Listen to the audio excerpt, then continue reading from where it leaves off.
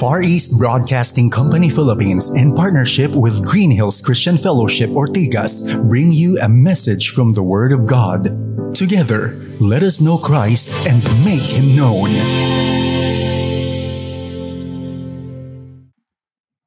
Magandang hapon po, GCF family. Pwede po bang palakpakan natin ang ating Panginoon? Ang pagpalakpak at ang ating pong pag-awit na ginagawa pag tayo po ay magkakaroon ng gawaing ganito, ay bahagi po ng kanyang banal na kasulatan sa Biblia, kung saan meron ng historical roots ang ating music. Kagaya nga po ng sinabi sa Exodus 15:1, "Then Moses and the people of Israel sang this song to the Lord. I will sing to the Lord, for He has triumphed gloriously. He has hurled both horse and rider into the sea."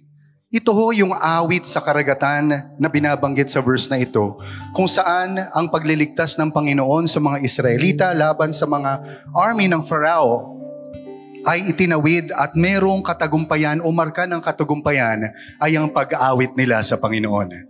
Kaya sa kabila ng kahit anumang nangyayari sa ating mga personal na buhay, sa ating bansa, asahan po natin na ang ating pagkanta at pag-awit ay isang samyo ng pagpupuri at paghiling ng pagtugon natin sa Panginoon sa ating katatayuan. Sa pagkakataon po ito, hinahayaan ko po kayong tumayong lahat as we pray as the start of our service this afternoon. Panginoon, maraming salamat po sa iyong kabiyayaan, sa iyong kadakilaan, sa iyong pagka-Diyos, sa mga bagay na ipapamahagi mo sa amin, na ipaparanas mo sa amin, sa mga bagay na patuloy naming na-enjoy, at mga bagay at mga dahilan, Panginoon, na upang ikaw ay aming purihin at sambahin gaya ng oras na ito. We pray, Panginoon, na ikaw ang siyang gumabay sa bawat yugto ng gawain ngayong hapon hanggang sa isang service pamamaya-maya lamang, at ikaw ang siyang patuloy na mataas sa aming mga buhay. Let us sing praises to you and let us glorify your name with our life, with our hands, and with our voices. Sa pangalan ni Jesus. Amen. Amen. Ngayon naman po, tayo magbabasa ng salita ng Diyos. We continue the sermon series on the communicable attributes of God. Ang pinakauna po na tinalakay natin ay holiness. And then, the next Sunday, last Sunday, we tackled love. Today, we will tackle justice, and next Sunday, the final Sunday of this mini-series, we will go through grace as the fourth and final communicable attribute of this sermon series po. But before I ask us to stand, please, we'd like to remind everyone to please keep Pastor BJ in your prayers as he recovers. And this afternoon, we will be preached to by Pastor Noel Pabiona. He is, of course, a very, very, very familiar face to all of us GCFers, as he is a GCFer as well, together with his wife Lot and their two sons. At some point, he was one of the sitting elders, and we are thankful that we can simply hear God's word from our pastor. We will read aloud together Deuteronomy chapter 32, verse 4. And allow me to just make sure that we are able to jump to the next verse. There are several Bibles in the hall if you are in need of a printed Bible. I will be reading from the same Bible, Deuteronomy chapter 32, verse 4 is our first passage, and then we will read Romans chapter 3 verses 25 to 26. Tayo po tumayo at sabay-sabay po nating babasahin ang salita ng Diyos. And then let's welcome, of course, Pastor Noel Pabiona. Deuteronomy chapter 32 verse 4. The rock, his work is perfect, for all his ways are justice. A God of faithfulness and without iniquity, just and upright is he. Let's open now to Romans chapter 3, verses 25 to 26. And let's read, whom God put forward as a propitiation by his blood to be received by faith. This was to show God's righteousness, because in his divine forbearance, he had passed over former sins. It was to show his righteousness at the present time, so that he might be just and the justifier of the one who has faith in Jesus. Purihin po ang Panginoon at ang kanyang banal na salita. Tayo po umupo. Let's all welcome Pastor Noel. Magandang hapon po sa inyong lahat. At salamat po sa mga ilan-ilan na medyo gising pa. Magandang hapon mo muli. Ayan. Ako po ay inatasang panandaliang o pansamantalang palitan si Pastor BJ na siyang itinalaga na magsalita ngayong hapon. Ngunit isama po natin siya sa ating panalangin dahil hindi po magandang kanyang pakiramdam. Kaya nung narinig ko po kagabi, nung umaga na walang papalit sa kanya at ako yung naatasang magsalita para pumalit para sa linggong ito ay ipinanalangin ko po at ito'y aking tinanggap. No? Ang sabi ko, madalas ko rin itong gawin sa iba at may inasahan din ako. No? Na medyo may nangyari sa akin noon na hindi ako pwede magsalita nung ako ay inatasang magsalita sa isang simbahan. At nakakatawa na may mga pastor na handang pumalit at sila ang maghahatid ng salita ng Panginoong Diyos bilang kapalit mo. At ngayong hapong ito, pwede niyong imagine na ako si Pastor BJ, lumipis lang ng konti at lumiit. At panalangin po natin siya at samahan niyo po ako sa paghanda sa ating pagsamba ngayon sa salita ng Diyos. Dakilang Diyos at aming mapagmahal na Ama, dumudulog po kami sa inyo ngayon sapagkat alam namin na hindi po sa galing ng tao, sa talino o anumang abilidad, mapapagpalain ang inyong mga alagad, Panginoon, kundi sa lakas at sa kapangyarihan ng banal na Espiritu na siyang kumikilos sa inyong tagapagsalita at sa mga taong makikinig ngayon. Kayo po ang magturo sa bawat isa sa amin sapagkat ito ang inyong salita at hindi salita nino man. Hinihiling namin ang inyong basbas sa aming pag-aaralan ngayon. Ngunit hindi rin namin makakalimutan si Pastor BJ, Panginoon. Hipuin niyo po ang kanyang katawan. Tanggalin niyo po ang anumang sakit na kanyang iniinda ngayon. Panginoon, ibangon niyo po siya mula sa banig ng karamdaman upang siya po ay manumbalik na naglilingkod sa inyo na may bagong lakas at sigla. At sa muli, Panginoong Diyos, ay magamit po ninyo bilang daluyan ng inyong pagpapala sa mga taong makakarinig ng mga ipinapahayag niyang salita ng Panginoon. Tulungan niyo po kami na maintindihan namin ang aming pag-aaralan ngayon. Ito po hiling namin sa pangalan ni Jesus. Amen. Okay, kung meron po kayong mga Biblia, buksan niyo na doon sa binasa natin kanina, pero marami po tayong mga verses na pag-aaralan ngayon. Kaya mas maganda, meron na kayong hawak na Biblia.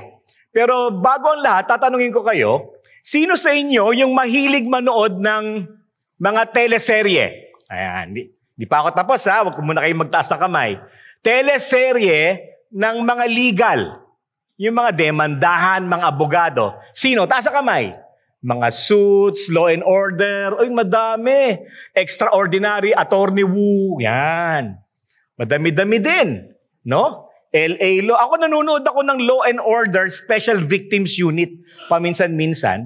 Sapagkat minsan ang natatalakay doon ay mga bagay na may interest ako. Lalo na nung ako ay nagtatrabaho pa sa isang ministry na naglilingkod sa mga bata. No? Bakit hilig nating manood ng mga palabas na ito? Di ba? Bakit? Hindi lamang dahil may natututunan tayo o gwapo yung artista o maganda yung paksa o istorya, kundi sa huli, no? May kaganapan. Nare-resolba yung problema. Kahit anong mangyari, panalo ang bida. Hindi ba? Yung taong pumatay, mauhuli. Minsan nga, nakukornihan na ako kasi babarilin nila, magsasalita pa. Di ba? Oh, ako pumatay sa iyong ama. Di ba? At sasabihin lahat, nagpunta ako sa bahay nyo nung bilang nangungumpisal pa, hinihintay dumating ang pulis. Di ba? Pero ang totoo nito ay sa lahat ng bagay na ito ay nananalo ang bida. Pero hindi sa tunay na buhay po, alam natin na hindi sa lahat ng bagay, lalo na sa buhay na ito, na panalo ang tama, panalo ang bida. Hindi po ba? Na madalas walang hustisya. No? Nakakalimutan ang katarungan. Hindi na po tayo lalayo sa ating mga pag-uusapan ngayon. Halimbawa, bakit wala pong mga politikong nakasuhan, lalo na yung mga tinatawag nating may pakana o mastermind ng lahat, na tila ba hindi nakita ng mga otoridad ang mga nakikita ng madla? Meron bang nagbubulag-bulagan? Nakita natin ang kawalan ng katarungan sa araw-araw na balita, hindi ba? Yung nagnakaw sa palengke dahil gutom ang mga anak, kulong. Yung magtestigo laban sa mga politiko, nakadetain. Samantalang yung mga nagnakaw sa kaban ng bayan ay nakakalaya, nagpapasarap sa buhay, at malayang nakatakas, malayang pwede mapawalang sala, dahil sa laki ng nakurakot ay maari magbayad ng abogado upang sila ipagtanggol. At sa mga nakasuhang politiko ng darambong sa kaban ng bayan, may nakulong ba o nanatiling nakakulong hanggang ngayon? Sa tingin ko, wala. Nasaan ang hustisya, mga kaibigan? Ngayon, yan is ating bansa. Pero kung titignan mo ang iyong buhay mo mismo, buhay ko, maging sa ating personal na buhay, nagawan tayo ng kasalanan, na agrabyado ng kaibigan, na loko, na scam, na swindle. Ikaw na maganda ang pakay at malinis ang konsyensya, siya pang nilamangan, hindi ba? Sino ba sa inyo ang naloko na? Taas ang kamay. Ay, walang naloko. Ay, salamat. Ang gagaling niya. Hindi, ito. Naloko na kayo. Ayun. So yung mga hindi pa naloloko, tignan nyo, pwede nating simulan mamaya. Hindi, loka lang. No? Ito ay nangyayari. Diba? Meron ba kayo kilala dyan? Sisimulan natin mamaya. Ano ba ang dapat nating gawin? Dahil kaya po ako nagsisimula sa ganito, para po maintindihan natin ang ating paksang pag-aaralan ngayon. No? Ang katarungan ng ating Diyos bilang katangian. Kahit ganito ang nangyayari sa ating bansa o sa ating sariling buhay, may pag-asa maging sa di makatarungang mundo. Dahil ang nag-iisang tunay na Diyos ay hindi lamang makatarungan, siya ay ganap na makatarungan. Ang katarungan ay isa sa mga katangian ng Diyos na madalas binabanggit sa kanyang salita. Mababasa natin ito bago natin balikan ang ating mga notes, no? Sa Isaias 30:18, sabi dito, ngunit si Yahweh ay naghihintay upang tulungan kayo at kahabagan. Hindi pa yan, ano? Sapagkat si Yahweh ay Diyos na makatarungan. Hindi pa tapos. Ito yung maganda dito. Si Yahweh ang Diyos na makatarungan, mapalad ang lahat ng nagtitiwala sa Kanya. Uy, ang ganda nun, ano? Si Yahweh, ang ating Diyos ay makatarungan, ang lahat na naghihintay na kumilos si Yahweh, ang ating Diyos, ay pinagpala. Diba? Mapalad. Magandang tandaan, ang talatang ito, hindi pa tayo tapos. Sinabi rin sa mga awit, 33:4-5, si Yahweh ay tapat sa kanyang salita at maasahan ang kanyang ginawa. Anong nais ni Yahweh? Ang nais niya ay katuwiran at katarungan, ang pag-ibig niya sa mundo'y laganap. Isipin natin, ang ating Diyos makatarungan. Nagawan ka ng sala, mukhang hindi ka makabawi. Ang mga nangyayari sa paligid natin ay tila ba napakaraming pagkakamali na hindi na itatama. Sa halip na ikaw ay madugmok sa problema, sa kalungkutan at sa kawalan ng pag-asa, ito ang tandaan nyo. Dahil ang Diyos ay makatarungan, At ito ay ipinangako niya na siya ay kikilos. Asahan natin na ang Diyos ang kikilos para itama at ituwid ang mali. Kaya, kung babalikan natin ang ating mga notes ngayong umagang ito, ang unang nakalagay diyan sa inyong binasang talata kanina, ang Diyos mismo ang di nagbabagong pamantayan ng katarungan. Siya yung standard. Siya yung pamantayan. Ang katarungan ng Diyos, ang pundasyon ng kanyang kalikasan. Yung binasa nyo kanina, no? Sa Deuteronomio 32:4, si Yahweh ang inyong batong tanggulan.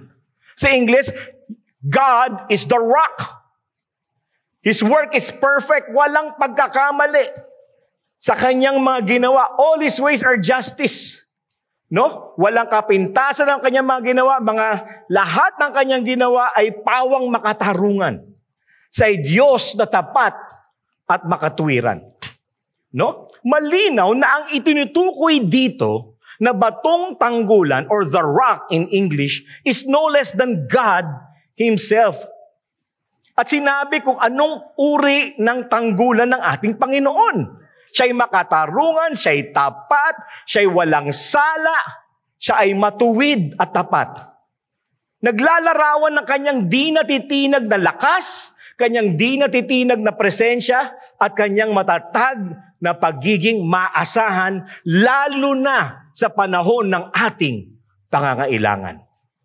He's the rock. Alam mo yung rock noon na sinasabi na, ito ay tinatakbuhan ng mga taong nais babigyan ng proteksyon. It's like a refuge.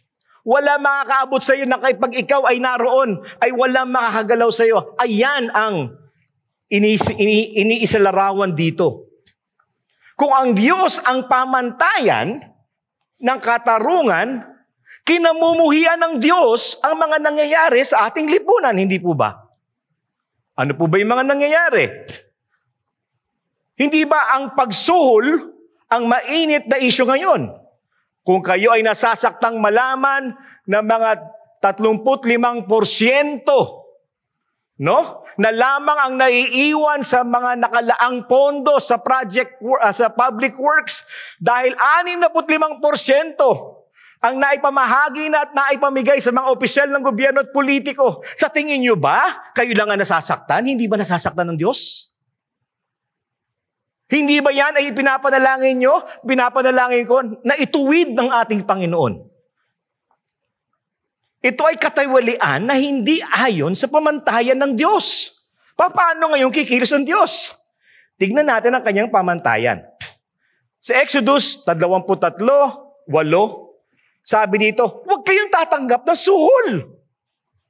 Pagpaumanhin na po, kung kayo ay nasa gobyerno, hindi po lahat ng nagtatrabaho sa gobyerno ay tumatanggap ng suhol. Marami po akong kaibigan na hindi. Bakit hindi ka dapat tumanggap ng suhol? Sabi dito, nakakabulag at sinisira ang mga adhikain ng mga gumagawa ng tama. Nakakabulag. Diba? Sabi nga nila, hindi naman yung pagtanggap ng suhol minsan ang challenge. Yung laki ng isinusuhol. Hindi po ba? Sabihin, ay, magkano yan? 100,000 lang? Ayoko, hindi po ako tumatanggap ng suhol. Eh kung 1 million, usap tayo. Hindi po ba? Sa mga Kawikaan, 15:27, sino mang sakim sa hindi makatarungong pakinabang ay nagdadala ng problema sa kanyang pamilya, sa kanyang bahay. Allah, kapag ikaw pala'y tumatanggap ng suhol, kapag ikaw ay hindi gumagawa ng tama, wala kang kapayapaan sa bahay, hindi po ba? Nakikita natin yung mga madalas ipakita ngayon sa YouTube, yung mga nepo babies na wala na. No? Na kung gumastos ay akala mo, naku, 2,000, dalawa lang silang kumakain. Saan kaya kumain yun? Gusto ko sabihin, sa bahay nila kayo kumain. Bigay nyo sa akin 100,000, mas marami pa rin kakainin nyo. Hindi po ba? Sa Kawikaan ulit, 17:23. Ang masasama, tumatanggap ng suhol ng lihim upang ilihis ang mga daan ng katarungan. Aray ko po. Kung nakikita nyo, lahat ng ito ay hindi naayon sa pamantayan ng Diyos. No? Lahat ng ito, kung hindi kayo nalulugod, hindi kayo nasisiyahan sa nangyayari, naiinis kayo, ang Diyos pa kaya? Paano kikilos ang ating Panginoon? Malalaman natin. Ang ikalawang puntong sinulat dito, ang katarungan ng Diyos ay malinaw na makikita sa kanyang mga gawa. At ang binigay na teksto ay Awit 18:30 at mula sa Mateo. Simulan natin ang nasa Mateo, no? Ang nasa Awit. Ang Diyos na ito ay sakdalang gawa at maaasahan ang kanyang salita. Siya ay kalasag ng mga umaasa at naghahanap ng kanyang kalinga. Yung salita ng Panginoon, diba sinabi natin kanina, pag sinabi ng Diyos, ito ay matutupad. Pag ipinangako ng Diyos, ito ay mangyayari. No? So sinabi ng sumulat nito sa Awit, no, na maaasahan ng kanyang salita. Siya ay kalasag. Sa English, buckler. Yung buckler is a big shield that covers your body from other attacks. No? Ito ay nagtatakip sa iyo. Sabi, yan ang nagtatakip sa iyo. No? Ang salita ng Panginoon. Kaya sinasabi dito sa Awit, ang Diyos ay ganap, siya ay banal. Sabi, be ye holy as I am holy. Maging ganap kayo, maging banal kayo sapagkat ako'y banal. At kapag tayo ay nagtiwala na gagawin niya ang kanyang ipinangako, kung susunod tayo sa kanya, ang Panginoon mismo ang kikilos upang itama, ituwid ang mali, ibalik ang nawala, at ipakita sa lahat na ang Panginoong Diyos ang siyang naghahari. Sapagkat ang Diyos siya lamang ang ganap na makatarungan. Tignan pa natin, ang katarungan ng Diyos ang namamahala sa lahat ng kanyang mga pamamaraan. Hindi ba? Kung ang Diyos ay makatarungan ng kanyang pamantayan, makatarungan ng kanyang mga sinasabit salita, makatarungan ng kanyang mga ginagawa. Sabi sa Daniel 4:37, sinabi, kaya akong si Nebuchadnezzar, papaikliin ko lang, lahat ng gawa at tuntunin ng Diyos ay matuwid at makatarungan. Okay? God is just. And there is nothing that God does that is not perfect, that is not righteous. At sa Apokalipsis, sa Revelation 15:3, sabi, o hari ng mga bansa, matuwid at totoo ang iyong mga pamamaraan. Okay, alam ko yung mga iba nagsasabi sa inyo, sige na, Kuya Noel, paano ito itutuwid ng Panginoong Diyos? Wala ka pa ron para makinig pa kayo. Okay? Ano yung susunod na sinabi dito? Ang katarungan ng Diyos ay hindi maihiwalay sa kanyang kabanalan. Di ba sinabi natin kanina, sabi ng Panginoon sa Mateo, be ye holy for I am holy. Maging ganap kayo, maging banal kayo sapagkat ako'y banal. At sinabi dito, ang buong kalangitay naghayag ng Diyos isang hukom na matuwid. Meron palang hukom na matuwid. Hindi yung hukom sa inyong municipal trial court or regional trial court. Ako po ay nakaupo bilang board member ng isang bangko. Hindi ko na sabi ko anong bangko. Meron po kaming isang kaso sa isang lugar, no? Na napakadali, BP22, alam mo yung bouncing check law. Parang, submit mo yan, talo na kagad. Abay, maliit mo ito na bayan, at yung huwes, ay siguro, hindi ko alam, ito ay nag-rule in favor doon sa nag-issue ng cheque. So lahat, kami nagtataka, paano nangyari yan? Hindi na namin tatanungin at hindi na namin siya kakalabanin sapagkat siya lang ang nag-iisang hukom. Siya lang ang nag-iisang west doon sa lugar na yon. So may mga nangyayari na bagamat parang ang dali-dali na lang ng kaso, natatalo pa sapagkat hindi nga matuwid mag-isip ang tao. Pero ikinukumpara natin ito sa isang hukom na matuwid. Sino yun? Ang ating Diyos. Ang hukom na matuwid ang ating Diyos, siya ay hatol ng maayos dahil lahat ng tao sa loob ng korte ay kilala niya. Lahat ng nasa isip at damdamin ng tao ay hindi lingid sa kaalaman ng Panginoon.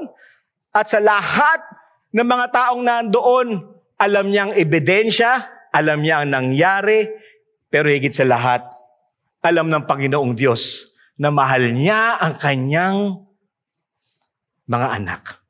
At hindi niya tayo pababayaan o kalilimutan.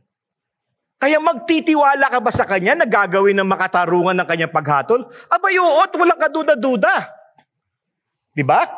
Alam natin na kung ang mga taong ito ay hindi makakaharap ang Panginoon at mahaharap sa hustisya sa buhay na ito, kapag hindi nila nakaharap ang Panginoon at tanggapin si Jesucristo na siyang nagbayad ng kanilang makasalanan, alam natin na wala silang mabibitbit pag sila'y sumakabilang buhay.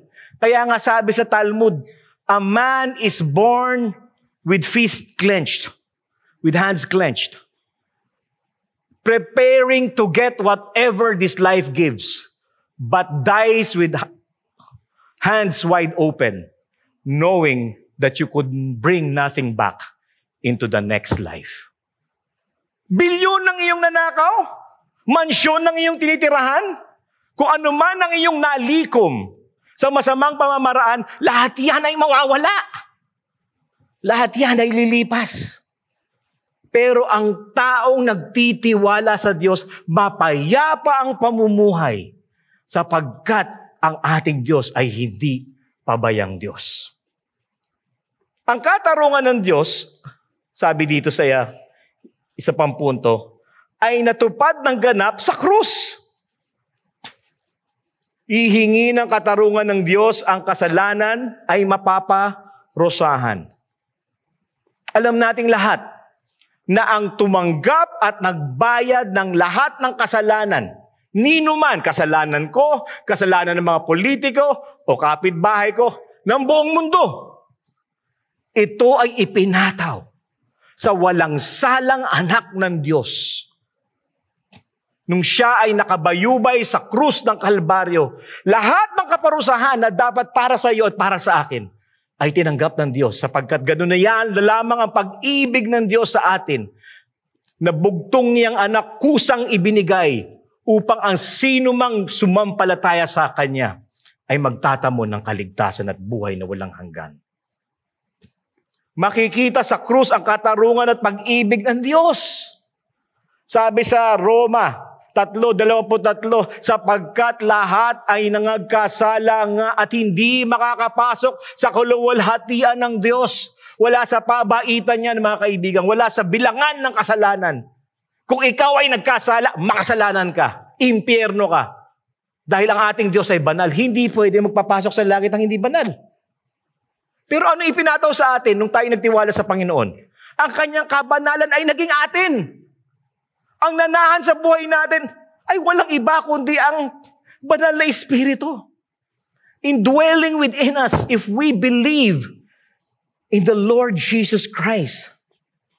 So makikita natin sa krus ang katarungan at pag-ibig ng Diyos. Sa katarungan ng Diyos, dapat may magbayad sa makasalanan at hindi kayo pinagbayad. Ang bugtong ng anak ng Diyos sa si Jesus ang nagbayad.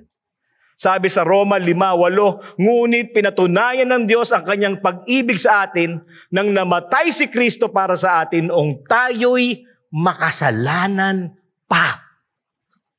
Hindi nilagay dyan, nung tayo'y bumait, nung tayo'y nanampalataya. Hindi, makasalanan pa. Ibig sabihin, rebelde tayo, itinakwil natin ang Panginoon. Pero anong hinandog ng ating Diyos? Ang buhay ng kanyang bugtong na anak. Sa krus, binuksan ng Diyos ang daan para mapatawad ang makasalanan. Sabi dito sa unang Juan 4:10, ito ang pag-ibig. Hindi sa inibig natin ang Diyos, kundi tayo ang inibig niya at isinugo niya ang kanyang anak upang maging handog para mapatawad ang ating mga kasalanan. That is love. That is justice. At sa pamamagitan ng anak, niloob ng Diyos na ang lahat ng bagay, maging sa langit man o sa lupa, ay ipinagkasundo sa Kanya. At sabi sa Colossians 1:20, nakamtan ang kapayapaan sa pamamagitan ng dugo ng Kanyang anak na inialay sa krus. Mga kapatid, mga kasama sa simbahan, hinihintay ng Panginoong Diyos na tayo ay dumulog sa Kanyang panawagan. Kung hindi nyo pa naibibigay ang inyong buhay sa ating Panginoon, kung hindi nyo pa nasasabi ng Panginoon, ako hindi maaring maligtas, liban lamang sa aking pananampalataya sa ginawa ni Jesus sa krus ng Kalbaryo. Ito po'y panawagan. Ang hustisya na ipinataw sa ating Panginoong Jesus, ang ating kaparusahan sa ating kasalanan, ay parang yung binaliwala sa pagtakwil at sa hindi pananampalataya sa ating Panginoong Diyos. Kaya bago po matapos ang ating pananambahan ngayong hapong ito, hiling ko po kung hindi niyo pa nagagawa ang desisyon na yan, manawagan po kayo, manalangin kayo. Panginoon, alam ko na hindi ko maaring iligtas ang aking sarili. Alam ko ako'y makasalanan ng Panginoong Diyos. At hindi ako maaring maligtas liban lamang sa aking pananampalataya sa Panginoong Hesus at sa Kanyang ginawa sa krus ng Kalbaryo. Tanggapin niyo po ako bilang inyong anak. Tinatanggap ko kayo bilang sarili kong tagapagligtas at Panginoon mula ngayon. At ano sabi sa Biblia? Ikaw ay magtatamo ng kaligtasan at buhay na walang hanggan. Ano po yung sunod na kasulat? Ang katarungan ng Diyos ang dapat humuhubog ng ating buhay. Ito po yung masyado ng personal tayo ngayon. Asahan natin ang katarungan ng Diyos sa isang sanlibutan na hindi makatarungan. Roma 12, versikulo 11. Madali itong kabisaduhin sa Ingles. Sabi dito, vengeance is mine. I will repay, says who? Allah. Okay, bakit ko pinapaulit sa inyo yan? Ang daling kabisaduhin, ang hirap isa puso. Dahil ang tao, kapag naagrabyado, gustong bumawi. Alam mo, ganun talaga nature natin eh. Di ba bata pa tayo, ganun na tayo. Pag nasaktan ka, babawi ka. Di ba parang kang batang maliit, pag pinalo, Di ba? Parang walang tigil eh. Oy, ang lakas yan ha. Ito, Oy, mas malakas yan. Ito, sukli. Yan, Di ba? Pag sinabihan na masama, bog. Ito ka. Di ba? Kasi ganun daw. Kasi nasanay tayo na pag ginawan ka ng masama, kailangan makabawi ka eh. That's human nature. But what is God's nature? Sabi niya, hindi na kayo bata, kayo'y naagrabyado, na-scam, naloko, tinakwil, pinahiya, pinagtaksilan. Sabi ng Panginoon, mga minamahal. Ang sweet ng Panginoon, mahal. Huwag kayong maghihiganti. Ipaubaya ninyo iyon sa galit ng Diyos. Sapagkat nasusulat, akin ang paghihiganti, ako ang gaganti. Sinong gaganti? Lord. Sabi ng Panginoon. Okay. Sino ang naniwala na ang Diyos ang gaganti para sa inyo? Taas ang kamay. Ayan, karamihan. Maraming salamat sa karamihan. Yung mga hindi nagtaas ng kamay, huwag niyo pong gagawa ng masama. Gagantihan kayo. Pero balik po tayo sa salita ng Panginoon. Ito po ang kanyang pangako at kaya sa simula pa lamang sinabi natin na ang salita ng Diyos ay maasahan. Na kapag kanyang ipinangako, ito ay mangyayari, ito ay matutupad. Diyos siya. Siya ay tapat sa kanyang mga salita. Siya ay tapat sa lahat ng kanyang ginagawa. Kaya wag nating isipin na ang ating Diyos ay kailanman naging pabaya. Kung kayo ay nagawa ng masama, ipinahiya, pinabayaan, niloko, pinagtaksilan, at naging biktima ng kawalan ng katarungan ng inyong pamilya, kaibigan, pinagkatiwalaan, kaopisina, kabiyak, dama po ng Panginoon ang ating hapdi, hinanakit, hirap, at pighati. Ramdam niya ang sakit ng ginawa sa atin na hindi makatarungan. Kaya ipaubaya sa Kanya ang pagganti. Di natin alam kung paano, kailan, o anumang pamamaraan, pero maniwala tayo na ito ay mangyayari dahil ito ay ang Kanyang ipinangako. Ang Diyos ang nagsabi, ako ang gaganti. Alam niyo po, may confession po ako sa inyo. Papasalamat ako sa Diyos na ako ang pinag-preach ngayon. Dahil habang po ako nagpipreach, nakatingin po ako sa salamin. Mahilig po akong gumanti. O sige, hindi na ako qualified mag-preach. Bye. Kaya nung pinag-aaralan ko po ito, ako'y tinatamaan. Naalala ko po, madalas ako noon, alam ng misis ko yan, ano? Meron akong sasakyan. Ipinagawa ko sa kasa. Meron akong gadget sa loob. Sabi, hindi sir, lalagyan natin ng tape yan. Hindi mananakaw yung gadget nyo, pipirmahan nyo. Pagbalik ko, ninakaw. Sabi ko, paano yan? Sabi niya, hindi mananakaw. Hindi sir, wala na kami magagawa eh. Hindi, mahirap na, wala namang CCTV, wala lahat. Basta, daming excuse.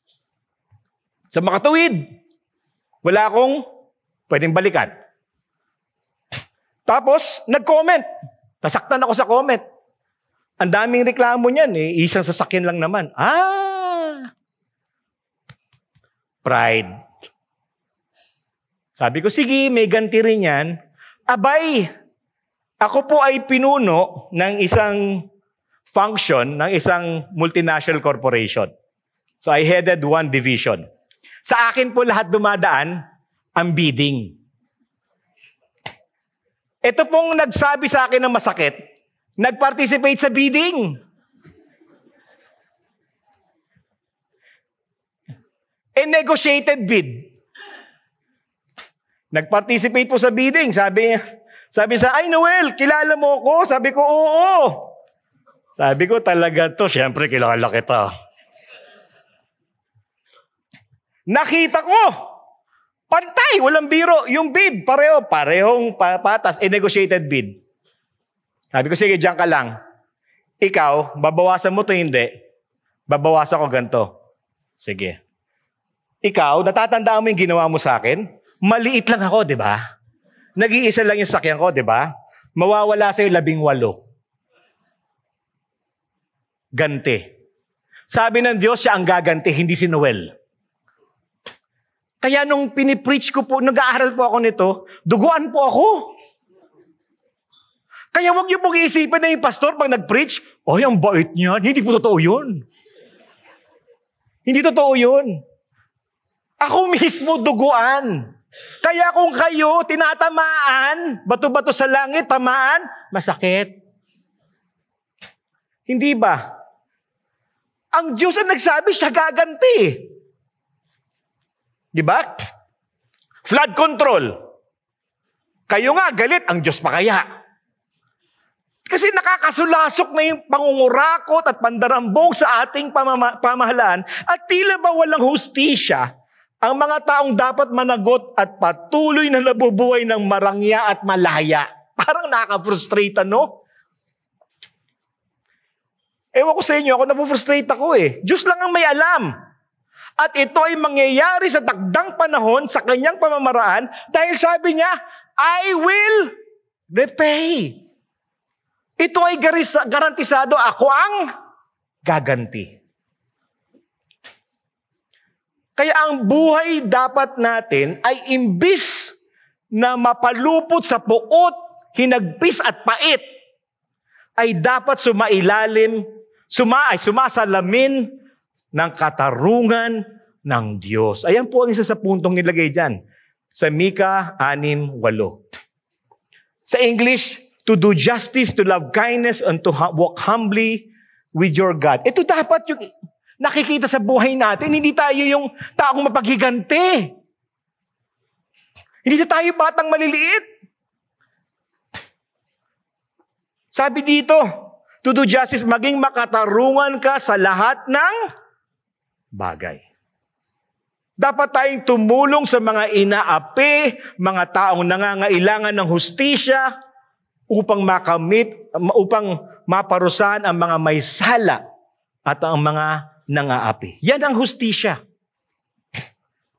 Nagkaroon kami noon ng, hindi ko alam ba't kami nagkaroon ng reputasyon kami ng asawa ko na pag may inaapi sa amin, dinadala eh. No? May kasambahay na inapi sa amin, inadala. Uy, tulungan nyo kami. Tumutulong naman kami. So minsan may driver, di ba? Dinala sa amin. Inapi din. Ang problema, ang umapi sa kanya ay isang malaking pamilya. Hindi ko sabihin yung pangalan. Malaking pamilya sa history ng Pilipinas. Hindi lang po sa ano ngayon. Wala pong laban si Noel Pabiona. Para lang akong lamok. Sabi ko sa kanya, tulungan ka na lang namin maghanap ng trabaho. Sapagkat pag yan ay kinalaban mo, ay tayo'y ilalampaso. Ipaubaya sa Diyos ang paghihiganti. Patuloy kang mamuhay ng maayos sa mundo.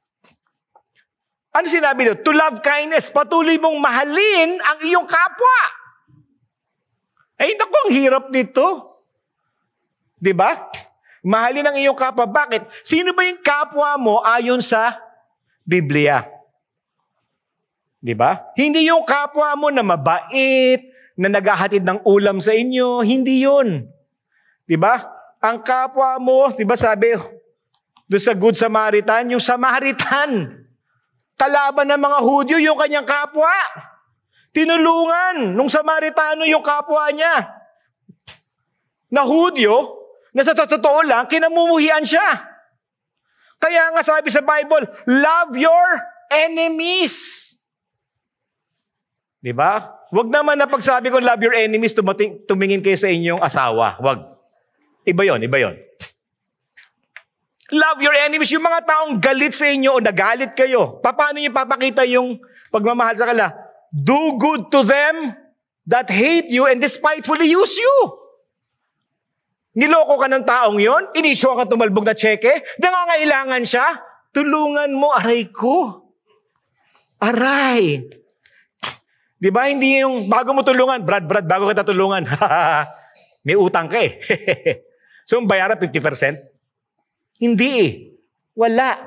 In fact, sinabi sa Mateo at sa Lucas, if they are hungry, feed them. Aray ko po. Gutom ang taong umapi sa akin, nagpahiya sa akin, pakakainin ko, at syempre, pakakainin ko yun yung may lason. Ay, hindi. Hindi ba? Yun yung normal na ano ng tao eh. Pero hindi sabi sa Bible, di ba? If they are hungry, feed them. If they are thirsty, give them drink. In other words, kung ano ang kailangan ng taong yon, yung umalipusta sa iyo ng ape, gumawa ng pagkakamali, mahalin mo. Ano sinabi doon? Dahil para kang naglalagay ng nagbabagang uling sa kanyang ulo. Ibig sabihin, pag ginawa mo siya na mabuti, mapapanot yung tao. Hindi, loko lang. Kasi iniisip ko yun. Alam mo, masyado akong picturesque mag-isip eh. Sabi ko, para ka naglalagay ng uling sa ulo, hindi mo masusunog yung ulo ko nung mapapanot ako. Hindi. Ang sinasabi lamang nun ay nababagabag ang kanyang konsyensya. At malalaman niya na mabuting tao yung ginawa niya ng mali. Na itong taong to ay tao ng Diyos. At hindi dapat kalabanin, kundi dapat kaibiganin. Nangyari na ba sa inyo yan? Well, I hope nangyari na po. Love your enemies. No? At huli, sinabi ito, buong pagpapakumbabang sumunod ka sa aking Diyos, sa iyong Diyos. At ang ibig sabihin nito, ito isang pagpapasakop. No? Pagpapasakop natin sa ating Panginoong Diyos na tayo'y susunod sa Kanyang pamantayan. Tayo ay susunod sa Kanyang mga kautusan. Kaya ang buhay natin ay dapat sumasalamin sa katarungan ng Diyos. Ang katarungan ng Diyos is maging makatarungan ka sa lahat, mahalin mo ang lahat, maging ang iyong mga kalaban, at patuloy kang mabuhay na sumusunod sa aking mga pamantayan. Huling punto, ang ebanghelyo ay lagi nating ipahayag na makatarungang solusyon ng Diyos sa kasalanan. Darating ang araw ng kanyang paghuhusga. Wow! Napakaganda nitong huling punto, no? Kasi hindi po ba, kung talagang galit tayo doon sa mga nangyayari sa gobyerno, pag nakatabi niyo sa aeroplano, sharean mo kaya? Excuse me, mister. Pero nakakatakot. Ibig sabihin, kung katabi mo siya sa aeroplano, nasa business class ka din. Yaman niya. Diba? O makasabay mo man lang kung saan. Makausap mo. Maipahayag mo ang iyong patotoo patungkol kay Jesus. Hindi natin alam. Baka maniwala at magbagong buhay. Sa tingin nyo ngayon, mapayapa buhay nila? Hindi. Ay, naku, maniwala ka sa akin. Mahirap matulog yung mga yan. Sigurado ko, nauubos na yung pera niya sa melatonin. O anumang iniinom para makatulog. Dahil wala silang kapayapaan eh. Dahil sila'y inuusig ng kanilang konsyensya at alam nila na ang kanilang mga ginawa ay malaking kasalanan at pagkakamali, hindi lamang sa harap ng tao, kundi sa harap ng Diyos. Sabi sa mga Gawa 17:31, sapagkat itinakda na niya ang araw ng paghukom sa sanlibutan. Ito yun eh. Sabi ng Diyos, there will come a time I will judge. Siya yung tapat na hukom, ganap na hukom, sabi natin kanina. At ito'y buong katarungan niyang gagawin sa pamamagitan ng isang tao na kanyang hinirang. Ang Diyos, ang ating Panginoong Hesus, ay siyang naging kabayaran sa ating mga kasalanan upang tayo maligtas. Pero darating ng araw, ang araw na siya rin ang magpapataw ng kaparusahan, ang maghahatol pagkat siya ang nabubukod tanging hukom. Hindi ba yung kawalan ng hustisya sa kamay ng mga tao ay nagpapakita lamang ng pangangailangan nila ng Diyos? Ang hukom na sa tinakdang araw ay magpapataw ng kaparusahan sa lahat ng mga nagkasala. At ang bukod tanging makakapagligtas lamang sa kanila ay ang pagbibigay ng kanilang tiwala at pagtanggap sa ginawa ng Panginoong Hesus upang sila ay mapawalang sala, magbago ng tuluyan, magkaroon ng buhay na walang hanggan. Hindi malayo. Hindi ba? Si Zacchaeus, natatanda niyo si Zacchaeus? Si Zacchaeus, BIR. Sunod na yung BIR, di ba? Sunod na daw eh. Di ba? Si Zacchaeus ay BIR. Nung siya'y naniwala sa Panginoong Hesus, ibinalik 4 na beses. Ang sarap maging tax collector si Zacchaeus, no? Kung sino man revenue examiner nyo, ipanalangin yung Lord, sana maligtas. Ibalik 4 na beses ang ninakaw sa akin. Tara, let's pray. Hindi. Hindi ba? Pero yung ganung uri ang pagbabago eh. No? Huwag niyo sabihin, ay nangyari yun kasi si Jesus ay buhay hanggang ngayon, kaya niya magbago ng buhay at kayang maulit yun, paulit-ulit, maniwala kayo. No? Sa huli, mayroon tayong Diyos na ganap na makatarungan at walang kahit anumang pagkukulang. Kanyang tinupad ang lahat ng mga hinihingi na sarili niyang katarungan kay Kristo Jesus at sa gayon gumawa siya ng paraan na iligtas ang mga kasalanan na hindi binabali ang kanyang ganap na kabanalan. Kaya, pag-isipan po natin ito. Ikaw ba ay nabubuhay na may puot at kapaitan? Dahil ikaw ay nilamangan, naloko, naging biktima ng kakulangan ng hustisya. Huwag mong hayaang masira ang buhay mo sa aligot-gut at dumot. Ang kapaitan ay dumadaloy mula sa isang pusong nakadarama ng sakit ng kawalan ng katarungan. Ang kapatawaran ay dumadaloy mula sa isang pusong na pagtagumpayan ng pagtitiwala sa katarungan ng Diyos. Bitterness flows from a heart that feels the pain of injustice.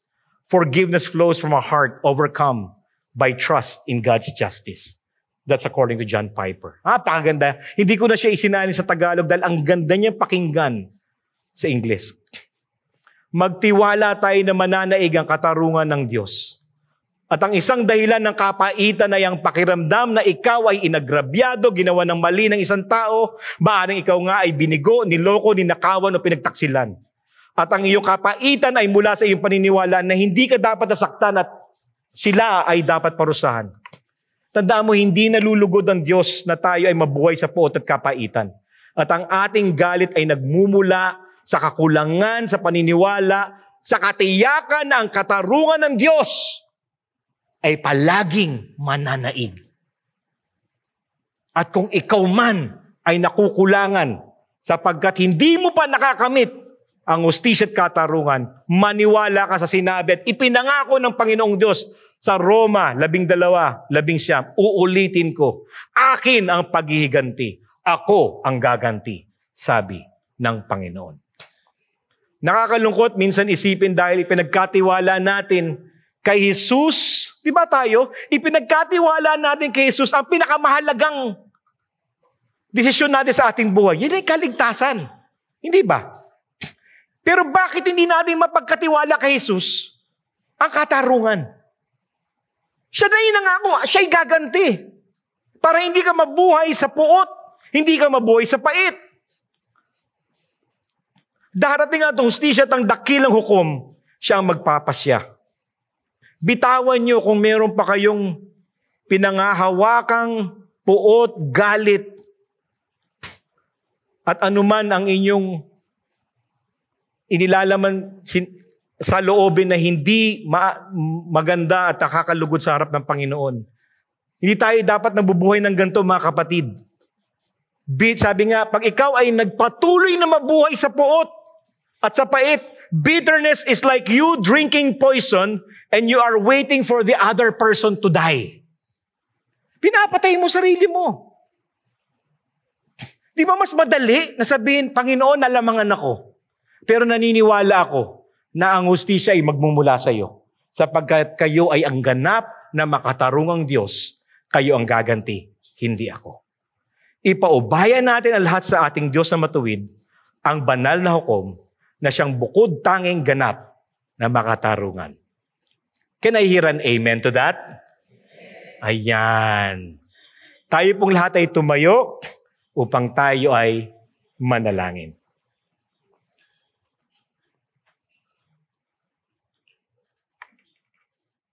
Ama namin, mapagmahal naming Diyos, maraming salamat sa aming mga napag-aralan, natutunan mula sa inyong salita na kayo ang Diyos na ganap at makatarungan.